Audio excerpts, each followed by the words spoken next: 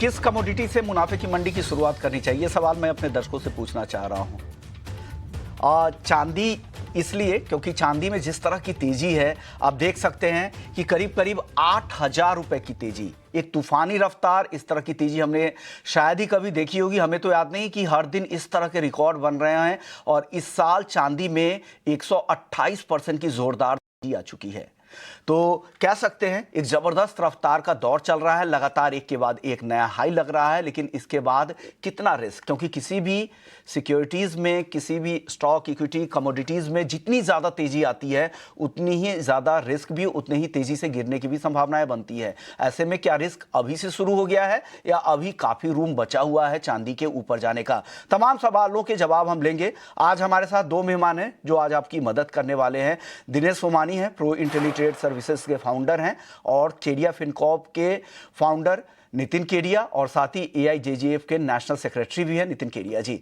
आप दोनों मेहमानों का बहुत बहुत शुक्रिया। नितिन जी, आपके तो सारे टारगेट अचीव हुए थे, अब अगले टारगेट का इंतजार कर रहे हैं 2,50,000 का, जो आपने मार्च तक का आपने दिया है। क्या लग रहा है सर, चांदी की इस तेजी के बाद रिस्क कितना ज्यादा बढ़ गया है? कैसे अब इसे प्ले करना चाहिए इस मार्केट को?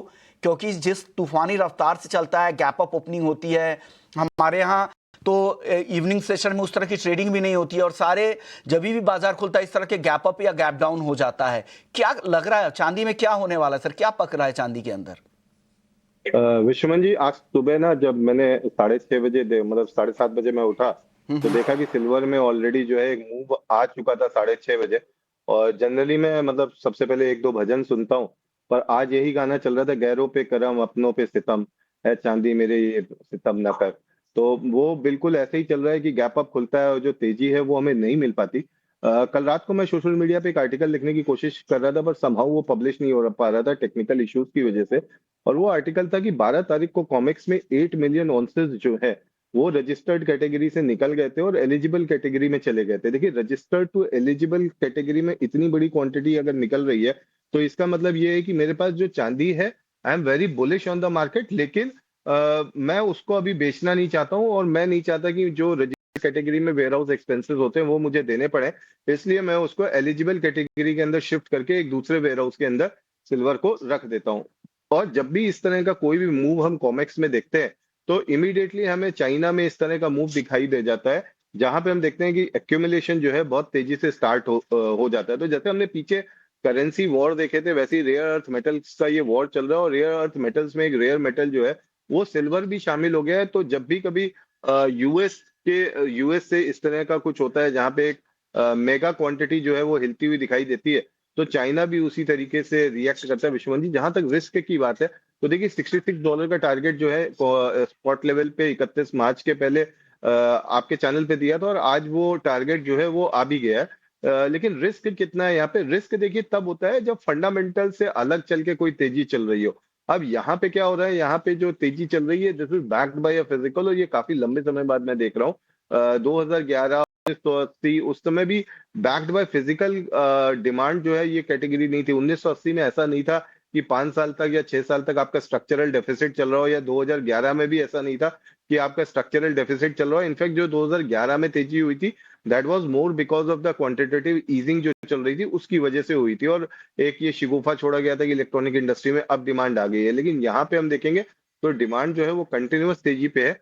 अब जरूरत यह है कि जो लोग अभी तक इन्वेस्ट नहीं कर पाए, सबसे बड़ा क्वेश्चन, या सबसे, दिनेश जी मेरे बात से एग्री करेंगे, सबसे तकलीफदायक क्वेश्चन हमारे सामने क्या आता है कि हमने जून में 1,03,000 पे 1,25,000 का टारगेट दिया कि चांदी 1,25 हो जाएगी, बाय करके चले।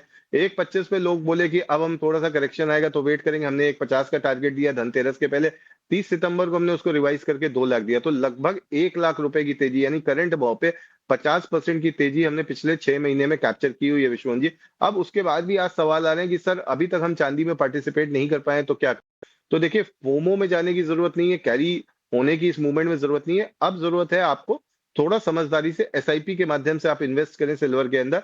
आप थोड़ा थोड़ा थोड़ा करके पूरा पैसा एक साथ न डालें, 10% करके आप पैसा डालें, और हर अगर 2% 3% की गिरावट आती है वहां पे आप अपना 10% पैसा इसमें एलोकेट करें। विश्वमोहन जी, नितिन जी को लगता है कि फंडामेंटल बैक ये तेजी है और इस तेजी पे वो लगातार बाइंग की सलाह दे रहे थे। उनको लगता है कि लेकिन करंट लेवल पे आप ना खरीदें, हर 2% की गिरावट पे 10-10% करके स्टैगर्ड मैनर में धीरे धीरे खरीदारी करें। इस तरह की रणनीति के साथ काम करें, फिर आपको फोमो भी नहीं होगा, आपको ये भी नहीं लगेगा कि मैं इस तेजी में छूट गया, क्योंकि 1,50,000 से 2 लाख जाने में पता ही नहीं लगा कि कब तेजी आ गई है। दिनेश जी, अब आपसे मेरा सवाल होगा, आपके क्लाइंट्स का रिस्पॉन्स क्या है इस तेजी के बाद, और आपके क्लाइंट्स ने क्या पैसा बनाया है चांदी में? जी बिल्कुल निमिषा मोहन जी, पिछला जनवरी जो हमने शुरू किया था, जनवरी 2025 86,000 के आसपास शुरू किया था। 1,05,000 के ऊपर की तेजी में क्लाइंट ने बिल्कुल फुल पार्टिसिपेट किया है। और मुझे लगता है कि ये साल मतलब मेरे 25 साल के करियर में इतना शानदार साल कमोडिटी सेक्टर के लिए हमें देखने नहीं मिला है। तो क्लाइंट ने बहुत अच्छे से पार्टिसिपेट किया और प्राइस ऑलमोस्ट एक 120% गेन उन्होंने हासिल किया है। तो मुझे लगता है कि जो केडिया जी ने कहा है वो बिल्कुल सही है और मैं इनकी बात बहुत गौर से सुनता हूं हमेशा।